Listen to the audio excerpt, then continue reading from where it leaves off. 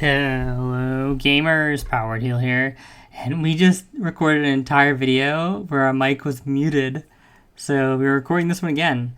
But we're going to be talking about retail WoW today, specifically Race for World First. We normally don't talk about retail, especially happenings like this, but I wanted to kind of cover it because there's something sort of unique happening in retail, and I have some thoughts about it. So normally the Race for World First, it's like one raid, right? You go in there, they do splits either beforehand or, more recently, the Heroic Week has been launching in the Mythic Week. They changed that this time around, so there was actually a Heroic Week, then a Mythic Week. But basically, how it usually works is, you just go in there, you do your Heroic splits, and then you pull Mythic until the end boss dies. But this time, they're releasing the bosses in kind of multiple segments. There's a 1 boss raid and a 6 boss raid, which released at the same time. The Heroic and then Mythic the following week. And then there was... So Mythic was the last week for those. And then now we're getting the Mythic version of the final 2 bosses, which Heroic and Mythic are releasing at the same time for those. So it's a really weird release schedule. And they basically made the first 2 bosses, the first set of bosses, the Voidspire ones, so the 1 boss and the 6 boss raid, really easy. So both guilds have, they're 7 out of 7 now going into this week. And it's going to be whoever takes this boss out, in the 9th boss, the last boss, I think it's called Midnight Falls. Whoever takes this boss out first is going to win the tier, quote unquote. But what it's basically caused is because the bosses are so easy, they're actually able to be, on the Voidspire raid, they're able to be Mythic split. So normally you would only split Heroic. Sometimes they've done some Mythic splits, it depends on the situation. But normally splitting things on Mythic is a bit more complicated and potentially annoying. In this particular case, it wasn't. So they did a massive amount of Mythic splits for Voidspire, as well as the 1 boss raid, Chimeras. So they're basically coming into this new raid with tons of gear, and people are concerned because they think it's going to be like one of 2 outcomes, where the first outcome is that Blizzard didn't balance these raids about, taking into account these guilds doing all the splits, and if they didn't, then the boss might just fall over. So this might not even be an actual race, Echo or Liquid might just win automatically just by the fact that the boss being easy and they have a head start. Or if they do try and panic tune the bosses to, make up for the fact that both Liquid, Echo, and Method have all this eye level and some other guilds as well, what's going to happen is for normal guilds trying to pull these bosses, it's going to be impossible, right? So it's kind of like a lose-lose from Blizzard. I have a feeling that they are going to panic buff the stuff, and then they're just going to nerf it severely after. So I think they're going to kind of buff it for Liquid Echo. I think if you're trying to pull these bosses first week as a normal boss, that's not going to go, or as a normal guild, that's not going to go well for you. And I think after the race is finished, these bosses are just going to be most likely nerfed into the ground. So that's what's kind of going on. And this kind of brings to mind the whole topic of the head start again, right? And the head start is something that people bring up all the time. And I think I have a little bit of a different take on it than normal. So first I'm going to kind of give you the normal take in a nutshell, really quick, and then I'm going to give you my take on it. So basically, I think most people realize that the head start is somewhat an advantage for Liquid, but they view it as an advantage that kind of diminishes over time. And then it kind of resets with every actual reset. So for example, let's say that you are progressing Mythic and you almost have the boss dead at the end of week 1, like the final boss. And you just need a little bit extra to get the boss down. If you go into reset in that situation, then it's huge Liquid advantage, right? There's almost no shot Liquid doesn't kill the boss. Now, that hasn't really happened from what I remember in recent memory. I don't think it's happened at all, actually. So they've gotten kind of lucky that this has never been the case. And this kind of happens no matter what week it is, right? So if it was a 3-week race where at the end of week 2, the boss is almost dead, and then Liquid kills it on the next day of reset, that's also bad, right? So no matter how many weeks the race actually were to last, it's the same thing. If it falls, if the boss actually dies on the day of reset for Liquid, it's always going to be bad for Echo for obvious reasons, right? They just have a giga advantage there. Where Echo can kind of, get a little bit of advantage is like, let's say the race only lasts 1 week, okay, or it lasts 2 weeks, but it goes to the end of the 2 weeks, like Sunday on week 2 or Sunday on week 1.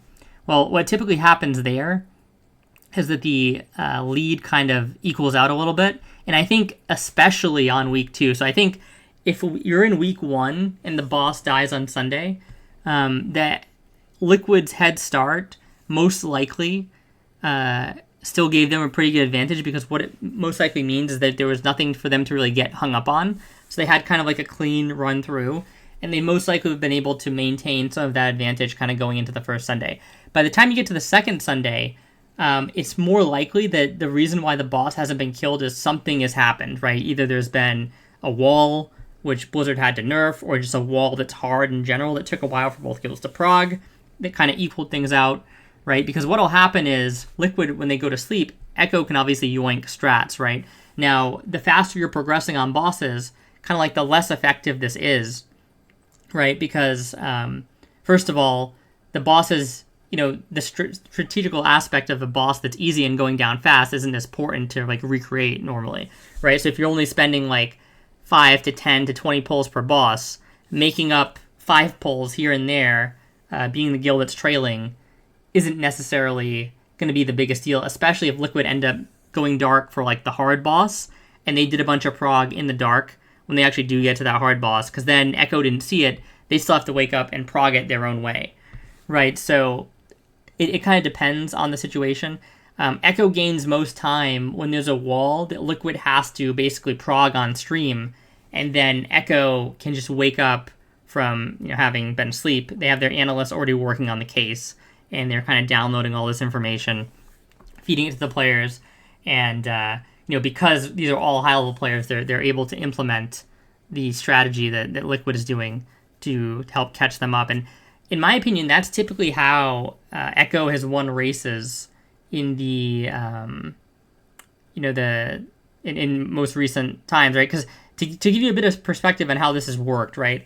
There was a period where EU straight up dominated everything. I think Blood Legion got one stray kill on like Heart of Fear, which was also a weird scenario because it was one of these split tiers, but it was not split in the same way this tier is. Like the tiers were further apart, so it really did, like, it made more sense to say that Blood Legion really did win a part of that tier, at least, where you wouldn't say that Liquid killing Voidspire first this tier got them the tier win. But you could give Blood Legion the individual Heart of Fear win because of how it was released. But even so, since that, it was basically EU domination up until around Gahoon.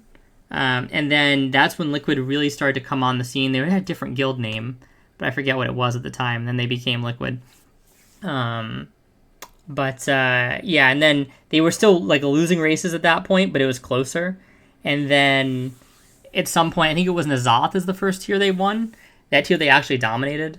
Then it was a little bit back and forth. Then Echo dominated Sepulture with the Jailer. And then after that, it's been, I think they exchanged a couple more back and forths. And then Liquid has recently kind of dominated the last 4 races. Sorry, 3 races, I believe. So they swept this most recent expansion. And, not the one we're on now, obviously, the one prior. So why is that, right? And that's the part of this video that's kind of the new sauce, right? Where, everybody kind of knows about, well, the head start's an advantage here, it's a disadvantage here. But I think that going forward, the head start's going to be kind of like a huge advantage, not just for this race in particular because of how everything's going down here, but I think even into the future, and even if Blizzard goes back to doing normal races, right? So why do I think that? Well, I basically just think it comes down to the fact that the guilds have gotten too good. And when I say that, I don't just mean Liquid. Oh, it was Limit. That's what their name was before. Yeah, it was Limit before. It was like Liquid, Limit, and then they just went to Liquid. But yeah, so I think it's not just Liquid that's too good. I think that they're both too good in a way. And I think that if you swapped the scenario, like if EU went first, you'd have a similar scenario where it would be actually hard to usurp EU. And why do I say that, right? Well, when you look back at the races once Liquid started to become competitive, I almost think initially it was a disadvantage going first. Why? Well, because at the time, the people who were in charge of, and this is probably the players and the coaches, like there's probably a combination of people, like analysts and players that talk about these bosses, but basically the holistic skill of diagnosing a new boss wasn't quite as good as it is now. And it's not that it was bad, right? Obviously, these are the best people in the world doing this because this is what they do for a living. But they basically improved so much from those earlier points, and they don't really get hung up in the same ways that they did. And I think that a lot of it is player skill has gone up. They've gotten more kind of infrastructure support, so they've been able to hire more people, more analysts, right? They have all their stuff taken care of them, like they're being served meals while they're there. So there's all these things that have kind of gradually built up, and now we're at a point where these guilds are just insane at solving quote-unquote fights. So solving the actual strategy portion is not really something that is as problematic as it was, and it's very hard for Blizzard to create fights that really stump these guilds nowadays. And I think you could actually see an example of this in the last tier. The last tier was actually kind of close, and I think the only reason why it was close, really, is because Liquid actually kind of griefed on a boss. They had a bad kind of strategic moment on a boss prior to the last boss that kind of allowed Echo to catch back up and almost like leapfrog them for a little bit of time. And at the end, they were basically pulling the boss like side by side, and I think Echo actually got lower pulls quicker than Liquid. Like they were, they hit the 0.3, 0.2% pulls earlier, but Liquid actually just got the God pull and won, right? So they were pulling at a point where either guild could win, and they just weren't able to make it happen. They kind of, I'm not saying this in like a negative way, but they kind of, Liquid choked initially in terms of the strategic failure, and then Echo kind of choked a bit at the end there. Like if they would have taken that boss out on the pull, where it was like 0.2, 0.3%, they would have just won right there, right? And basically they would have been able to capitalize on that strategic failure that Liquid had earlier, but they weren't able to do that. So I think that really the only way that Echo wins in the future is if you hit kind of one of these strategic walls, or there can be other things as well, like, like if Blizzard makes a boss that's kind of unkillable, wastes a bunch of Liquid's time. This is something that often happens. But sometimes the boss reset like that, it can actually almost be like a reset of the entire race. And as long as it happens at the right time, like Liquid will end up downing it, and then they'll kind of like keep their advantage again. So like if it gets eventually hotfixed at the right time, like at the start of Liquid's day, and they take it out and then they can progress again, then it's mostly fine. There are some situations where if you have like a wall boss like that does need to be nerfed, it can really hurt Liquid, right? It just kind of depends on the situation. But I think if you have a race scenario where the guilds are on kind of even footing in terms of players, like, something catastrophic hasn't happened to them, they didn't lose all the analysts or lose all their players, and then you have a situation where the Blizzard kind of executes on their end, and they make a raid that's relatively balanced, and you don't have these bosses that are unkillable or something like that, and you're able to kind of just progress through the raid normally, then I think it's very difficult in the future for Echo to really be able to surmount this kind of 12-hour lead, to be honest, because both of them are just playing at such a high level that Liquid doesn't make as many mistakes anymore. Like, it was a big deal when they kind of made that mistake last year and almost lost. And Max made a huge deal about that. He was talking about it a lot, like the boss that they got kind of outstratted on. And it's very rare for you to see a top guild outstratted like that on a boss. So there were probably discussions. They're working to fix that, right? It's uncommon that stuff like that happens nowadays. It was a lot more common back in the day, right? So basically, back in the day when you would go first, it was almost like you were going first in a scenario where you were running through like a minefield, right? Where there's all these potential problems and hiccups that can happen. And you were just kind of daintily running through this field hoping you don't hit one. And if you do hit one, boom, that's it. That's Echo's chance to like come back on, right? Like they just like, they're just going to capitalize super hard on any mistakes that you make, right? It's not really like that anymore. A lot of the progress has been pretty smooth, pretty straightforward. A lot of the strategy has been impeccable, right? Um, Even from a sense of like knowing what the guilds have available and using that into their strategy, even when the guilds have different strategies, like slightly different strategies for bosses, they both tend to be relatively effective, right? So yeah, the strategic thinking is like, it's come such a long way.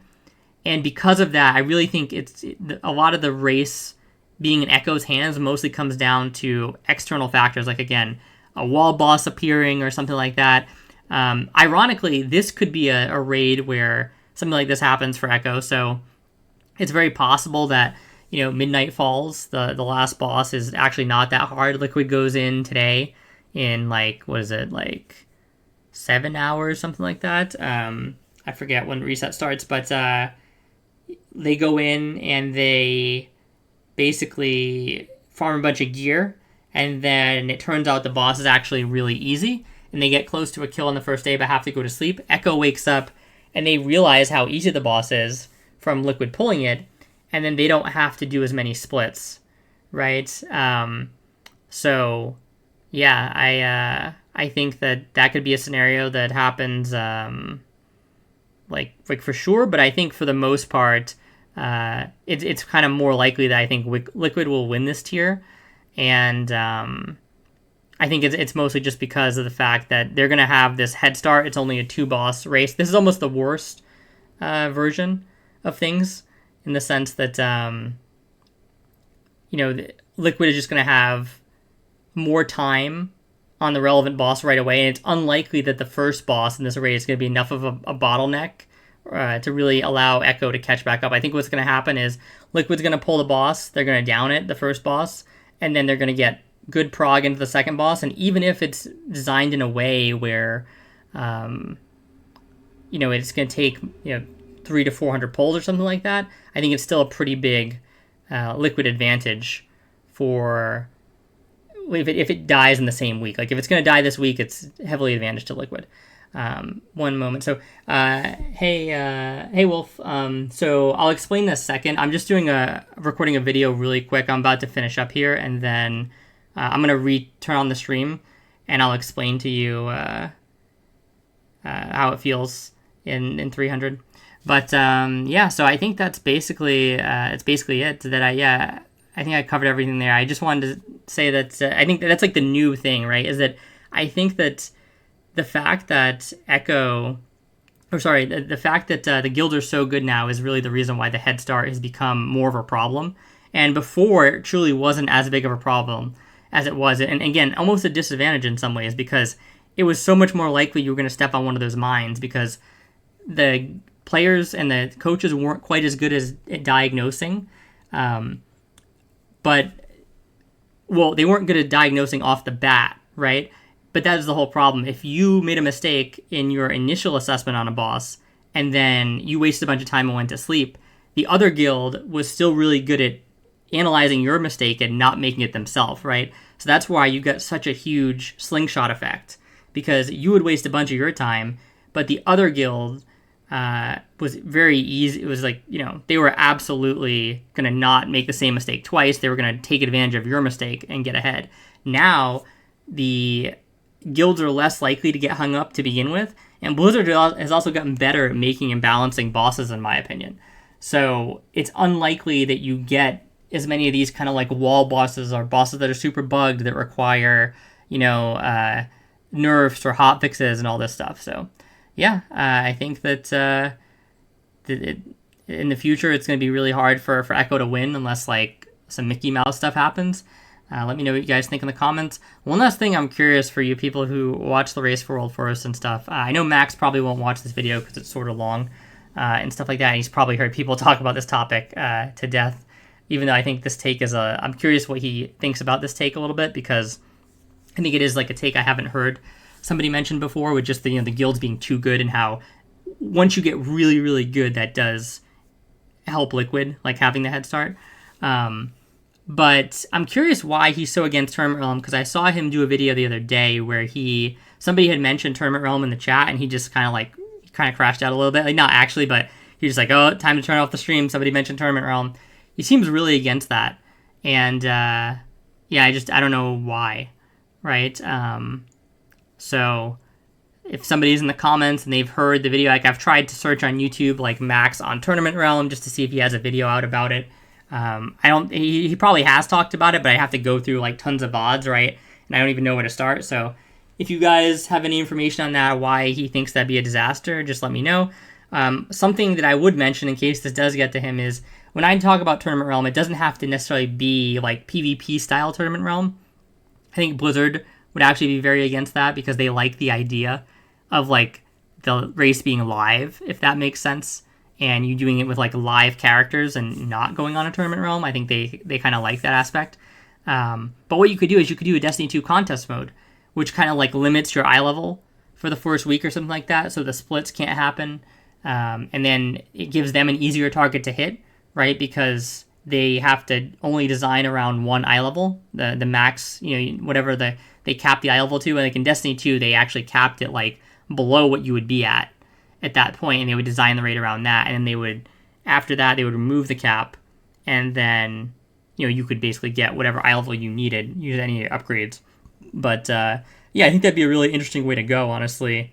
And it would also solve the split problem, because you wouldn't have the situation where you are able to go farm all this extra gear, and there's this, like, right now with the Mythic split situation, it's particularly a nightmare, but even normally it's not so great, right? But now it's a complete nightmare because the eye level disparity between these guilds and the normal guilds going in is just absolutely unthinkable. So yeah, I'm curious to know why he hates it so much, again, like both versions. Like I understand why Blizzard and him might not want to do the actual Tournament Realm, but I think having something like a contest mode could kind of go a long way in making things fairer, and you could, I think you could do the reset at the same time it happens now if you do a contest mode, but you could release the raid simultaneously, I think, if that makes sense. So you could actually have like the game reset for the players at the same point it does now, and then just have the contest mode be worldwide same time release. I think that would work easily, right? And then yeah, somebody's sleep schedule is going to get a little bit messed up by that, but most of the people playing this game now are professionals anyway, right? So like you're going to take, and if you want to try and compete and you weren't a professional, you would just have to take some time off. Like you can't solve every problem, but I think this would actually solve quite a few problems, right? So yeah, let me know if you guys found this interesting. If you like this type of content, like, comment, and subscribe. Thank you so much for watching, and I will talk to you guys next time. See ya.